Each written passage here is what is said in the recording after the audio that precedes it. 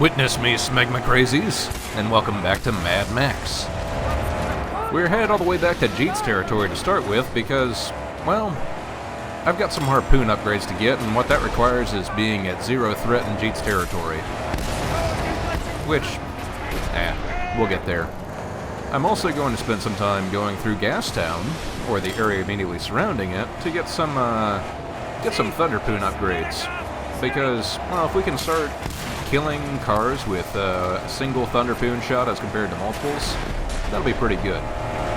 Not to mention going through Jeet's territory will also allow us to get the Sideburners upgrade for our car, and also give us a chance to upgrade our rims. All of which are pretty decent upgrades. I could use those. Wait still without wheels! Take time.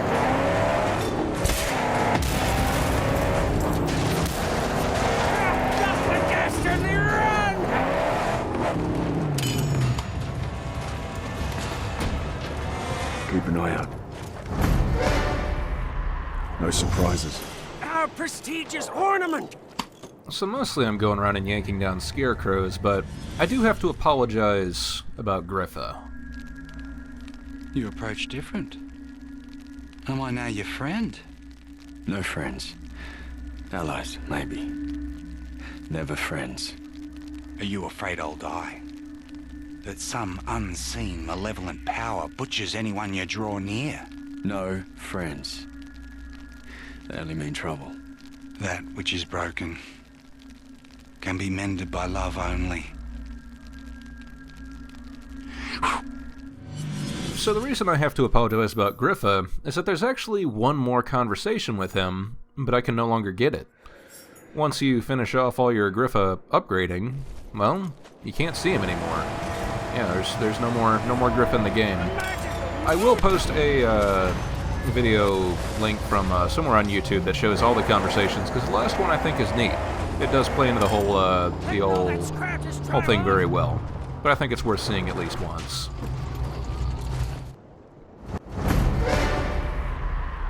So, a fun part of completely clearing out the area of threat is minefields. And I know I said fun, but actually that's not the word that I meant to say, and you know what? You can just see for yourself. It'll be great.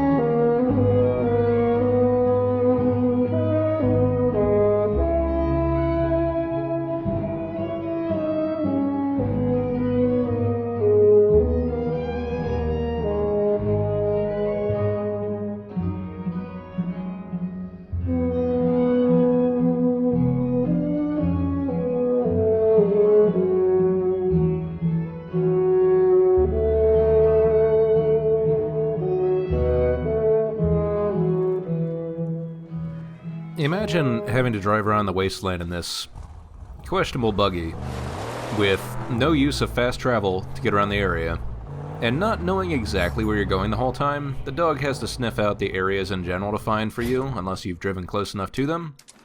And then the dog also has to help you out to actually find the landmines once you're in the right place. And then repeat that, oh, so many times. The minefields are in this game. They're just super. I love them. They're the best. Minefields are bad.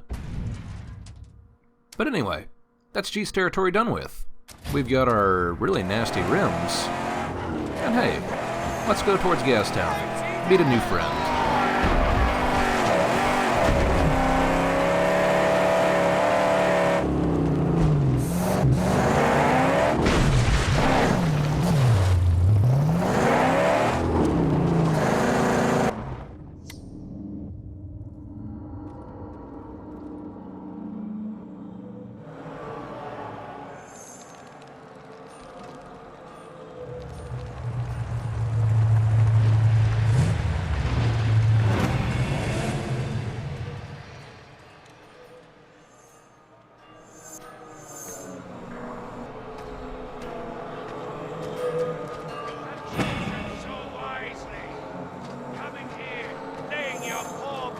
at the altar of the flame.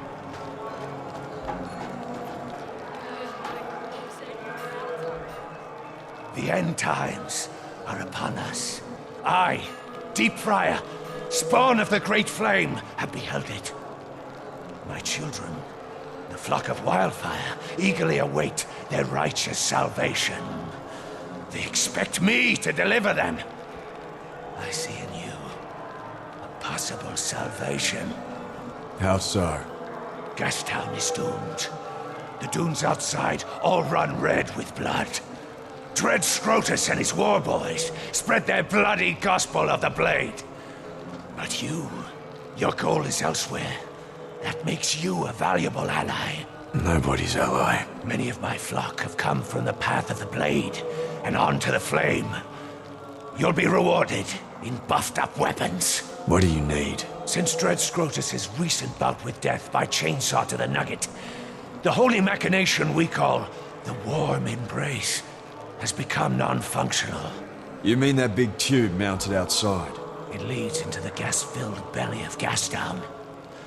Once a sacred moon, it bellows out a pure flame, embracing the wildfire, standing in its front. Now the flames have stopped. We cannot go into the tunnels, pitch black and full of flammable gas, making our torches impossible to use. Your false light there, that's the way to go.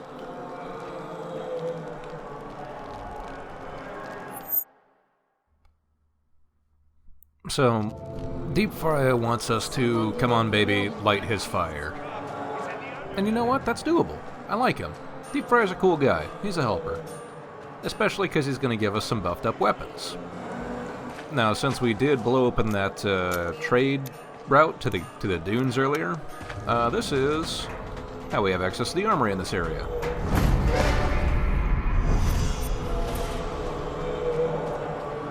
But yeah, I like the little obsession with the flame. It kind of fits in with more than a few things you might fit around, you know, this sort of post-apocalyptic era. People usually find things to fixate on. In some cases, like, I think in the Book of Eli, it was religion or a book or something like that. But hey, you know, fire is a pretty reasonable thing to fixate on, I think.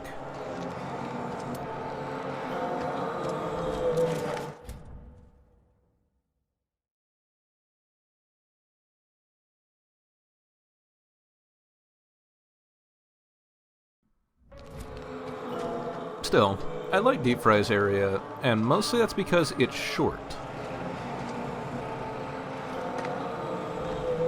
I never thought I'd return to Gastown. What? I was a Blackfinger here. Yeah, the finest, the most exalted. Oh, I had it all.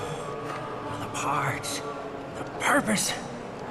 I worked on the war machines and the assault vehicles, and I had a bunk, and as much gruel and cheese and grease as I could eat. Here, and I had a plan. In the pitch of night, she whispered to me, the sweet angel combustion, she chose to visit this lowly acolyte, and she gave me the plan.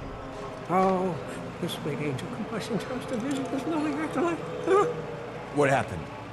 She told me that I had to begin my toil. I had the designs inside the pan, see? Just like she laid them down, the angel. And I began liberating parts for her design. And they caught me. They wished to turn me off for good, but Scrotus, rudder, he wanted to play with me. Torture me. And they threw me off a wall in a bungee.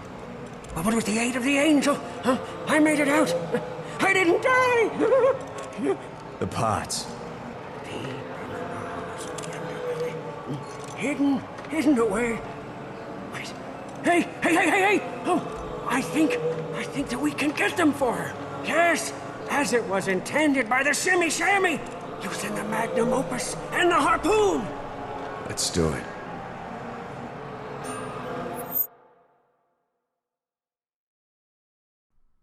So, at face value, Chum's Holy Wrench may not seem like that big of a deal, but when you do just more than a few of these convoy missions and you can't repair very quickly, it's a lot more of a pain. But as I was saying, Deep Fryer's area is short. There's not that many snipers around, there's no convoys. There's maybe 7 scarecrows. And there's 1 minefield, so you know, thank goodness for that. Had to pad out that gameplay somehow. But most of the vehicles you run into around the area, and the people, are all stank gum troops. For all the good and bad that implies. Bring him out!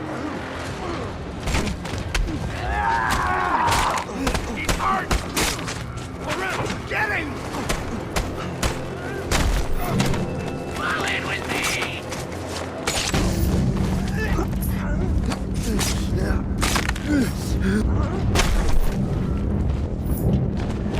Yeah, I think I remember seeing somewhere in the thread somebody complaining about the look of Stank Gum's troops, that they're just not very visually distinct. Like, you couldn't really tell what the colors do at a glance.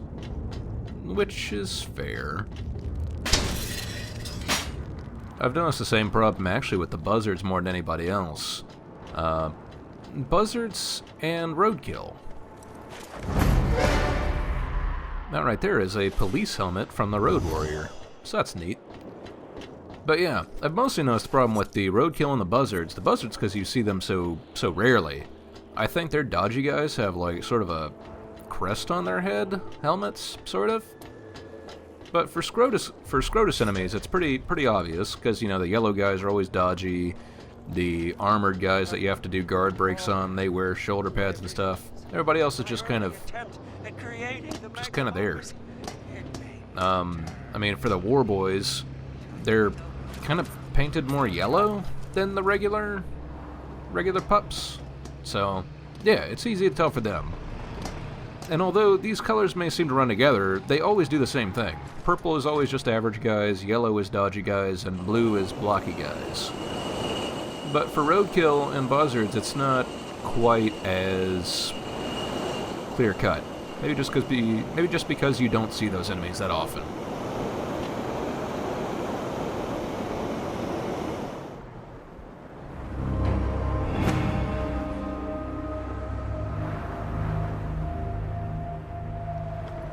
And this area is pretty aptly named. Gastown's a dump. It's where all the excess stuff goes, I guess, and it just kind of like you got the dunes right outside that have sand and everything. This is just piles and massive piles of garbage. Which, you know, when you're just burning everything for fuel, I guess you have a lot of garbage. That being said, Gastown is actually one of the safer places in the wasteland just because of the excess of energy. They can actually afford to, you know, keep the lights on and things of that nature.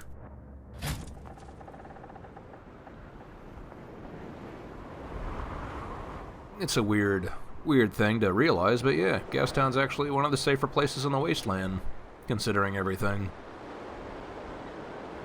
But yeah, another reason I like Deep Fry's area is because he has quite a few upgrades, even though there's not too much to his area to unlock them.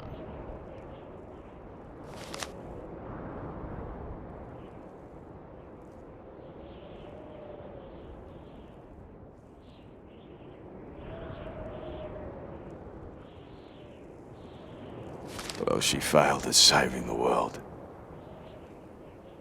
We all did. Got company! Deep Fry and his area around Gaston as a whole, they feel like, I don't know how I describe it, they feel like something that they ran out of budget for. Like, they wanted to have a lot more stuff in, you know, and they really padded out the gameplay with stuff like the minefields and everything. But Deep Fry's area feels like somewhere they probably wanted to have more to, or give him bigger screen time, especially because of story stuff that happens later. But, I don't know, it just didn't pan out. I think out of all the strongholds, the one that doesn't really have sort of a solid, what would I call it? A solid ending to their character arc would probably be Gutgash. He just kind of shows up and gives you a few missions, but I think that mission to reclaim the crab sign, I think, is the last thing we do for Gutgash. He's got nothing else. And nothing else happens in his stronghold. He just It's just there now. Gives you scrap once in a while. Cool. No worry. Ain't no one coming back here. We corpse them all. As compared to all the other strongholds that usually have upgrades for you once you reach a zero threatening area, I think Gutgash's stuff actually... Nope, I take it back. I think there is one more mission for Gutgash, but it is not important. Someone here!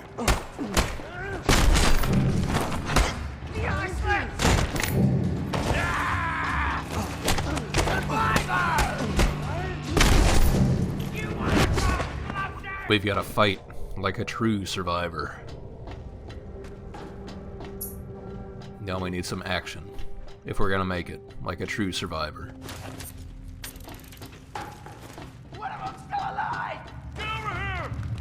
But yeah, out of all the different areas in this game, I feel like the area around Gastown is the one that hurts you the most if you tend to linger in an area until you have everything done, because of the weapon upgrades and the repair speed upgrades, which, at Chum's maximum repair speed, your repairs are about 70% faster, which is actually really huge. It makes a pretty big difference. Hey! What's that? Hey!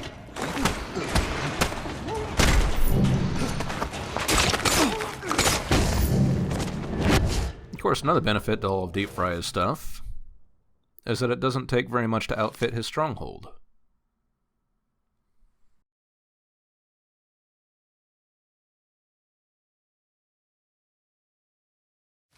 Yeah. Those insects were good eating. Yeah, they ran out too. Yeah. For every other stronghold, you have to spend time finding maybe 2 to 4 parts to get them up and running.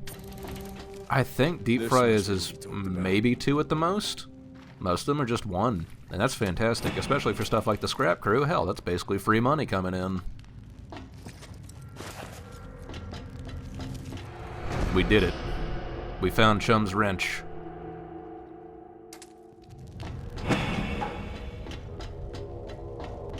There is no science that stop the flame.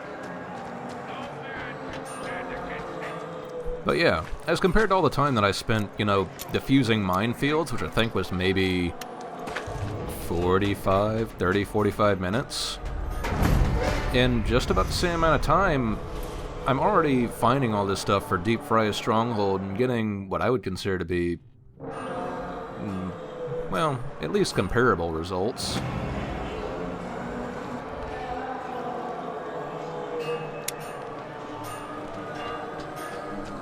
Gastown is pretty much open as soon as you break through the jaw, so coming here...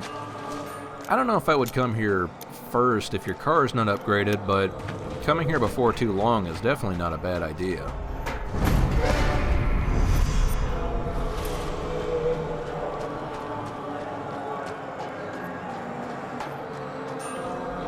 Especially because with all these upgraded weapons and whatnot, taking out the convoys in Pink Eye's territory is going to be a lot easier.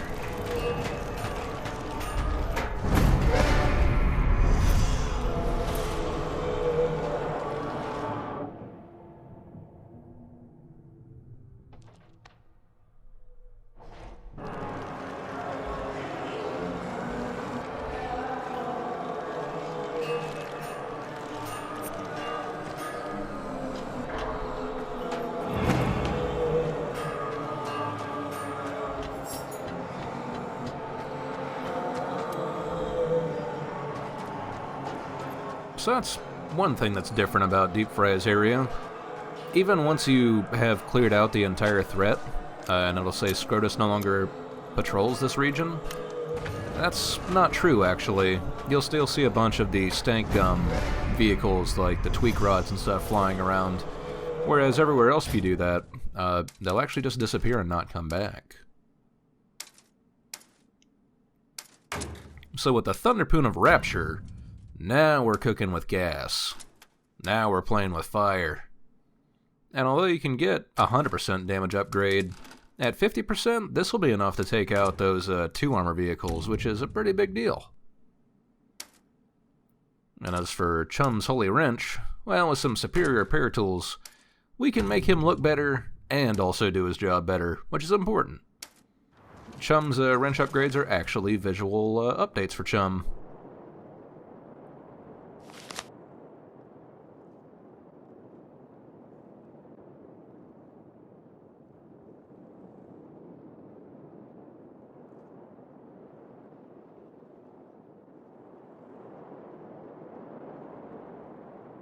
Love didn't conquer all after all. Hashtag apocalypse. Hashtag blessed. And this is our final hot air balloon in the game. I hope you appreciate it as much as I do.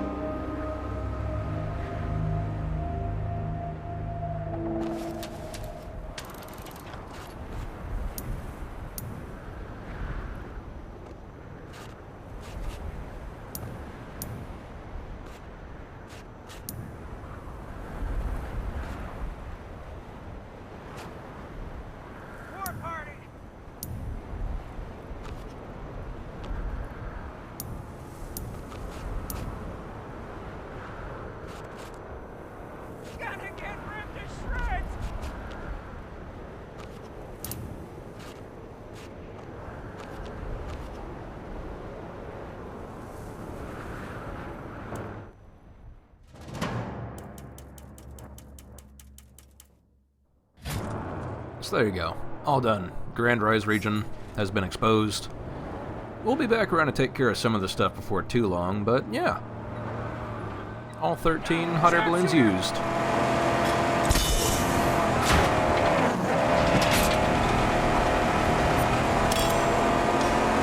And of course, as we're doing all this business too, we can also unlock more vehicle upgrades for Pink Eye's territory as well. Pink Eye's territory tends to revolve more around your vehicular aspects, so stuff like your top speed, better suspension, better nitro, things of that nature.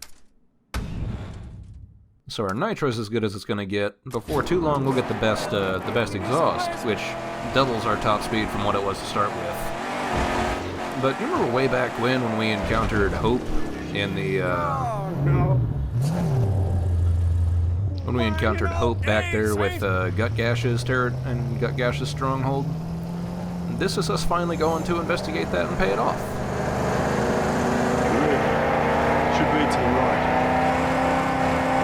There's actually a couple things inside this area, and the rig is only one of them.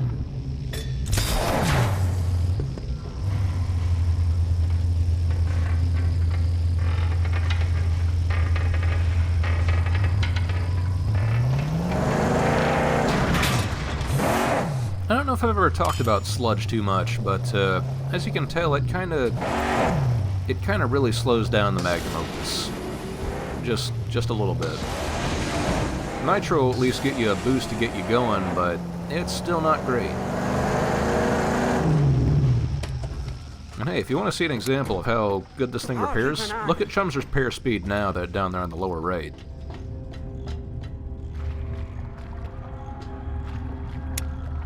Yeah, just imagine that being about 70% slower, and that's what we were at before. Like, you saw a few times where I had to have him repair a car in the middle of a convoy chase, and it took him forever to put out the fire and everything.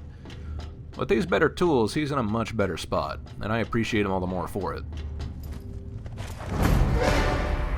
That mask right there, in case you're not familiar, is Lord Humongous's mask from the Road Warrior.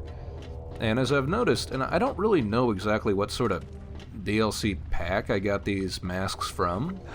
It seems like some of the ones that you find just randomly here in the Wasteland versus the ones that you find from destroying convoys, they're actually related to different things throughout the Mad Max universe. I may have mentioned that before, but yeah, seeing the one for Lord Humongous just kind of, puts that in a pretty stark relief. I don't know where they all are, but there's a chance I'll find them all, but I would not count on that.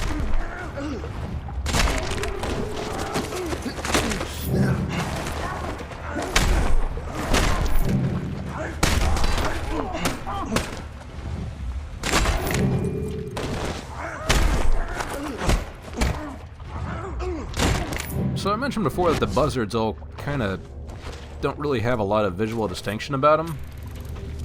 The only ones two that I can think of that doesn't really apply to is like the war bucklers, because you can always tell when a guy's got a shield, and night bucklers.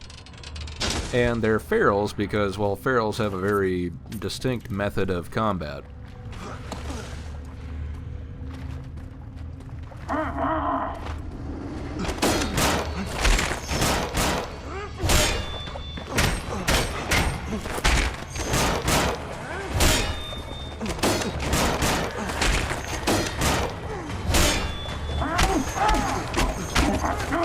But yeah, this guy behind me, I'm pretty sure he's just a normal dude.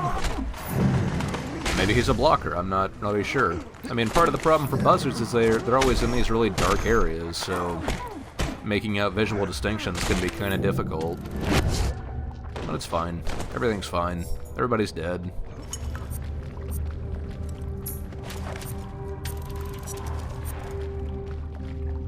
So the big reason I went to the right here, or not the right, the left, as compared to going down that spot where they mentioned the war rig was going to be down, is because there's one of these high-value vehicles back here. And while I don't particularly intend to show them off in any meaningful manner, I mean, I usually get a case of the loot sweats, so even if it's not something I plan to make big use of, it's something that I can collect. I mean, this doesn't apply to death races, which just plain suck, but, you know, it's the principle of the thing.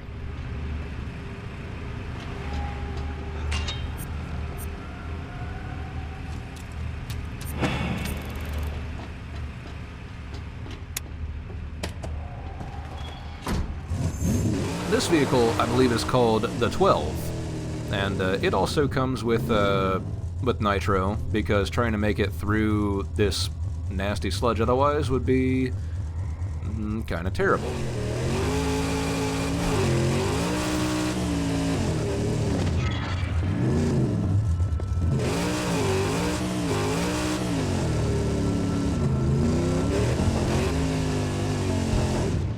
Bye, chum.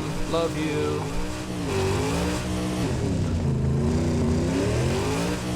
Oddly enough, the 12 kind of seems like it's even got a space for Chum in the back there. It's got his little roll bars and everything.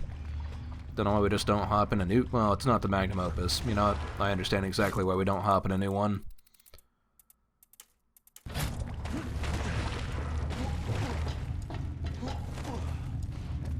Buzzards.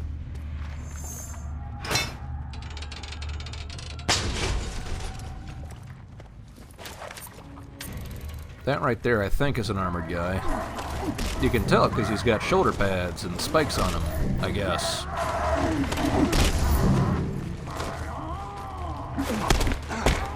That skinny guy there, I want to say, is one of the dodgy guys, because you can see he's got kind of the crest on his head. Now, when you're in Fury mode, it doesn't really matter what sort of defenses they have, you just kind of bust right through them. But yeah. Normally that guy'd be a bit more dodgy and he'd be, "Hi, you can't hit me," and then I'd punch him in the face to prove him wrong.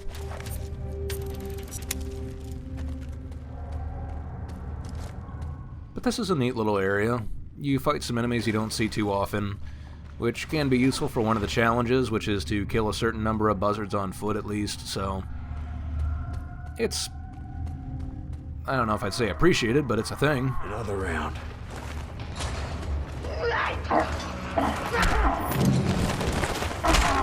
One thing that does definitely start becoming the case as you get closer to, well, I guess I'd say the end of the game, is that these little enemy arenas, they start getting pretty vicious, actually. You start having to deal with a whole lot of enemies, and it's kind of rude.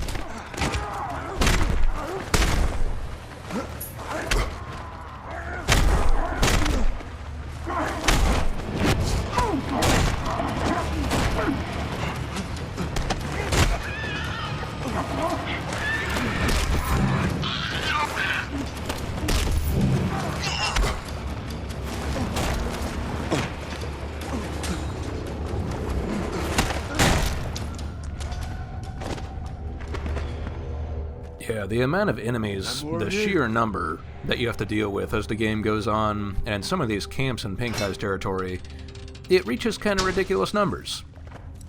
I mean, one of them is just like a 5 to 6 minute fight in the same area with just guys constantly pouring in, which is kind of fun, but it's also kind of, dang, this takes a while. It's alright, I'll find some good music for it.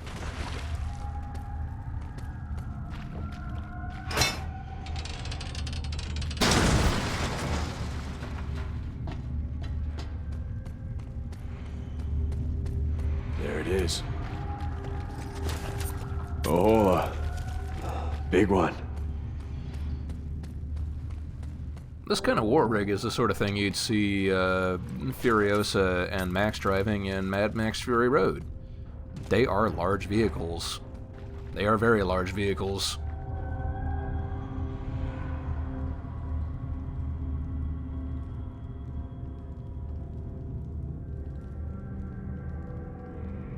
If you had to take out one of these things in-game, I think it'd be pretty amazing, but unfortunately I'm here to burst your bubble. It doesn't happen. You get something kinda close to that, but just the sheer size of this thing and the force of it, I think it'd make for a pretty neat set piece.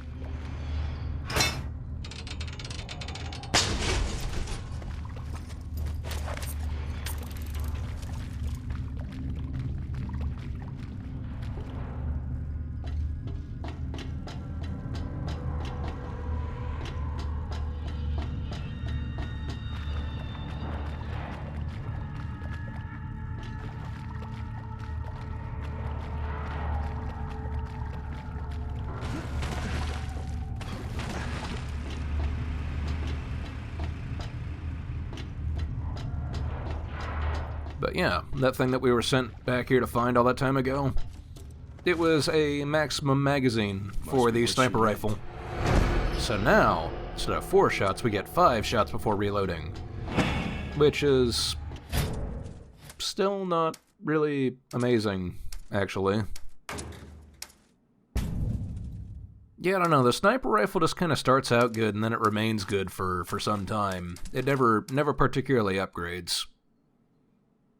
But yeah, the best Thunderpoon we're still a ways off from.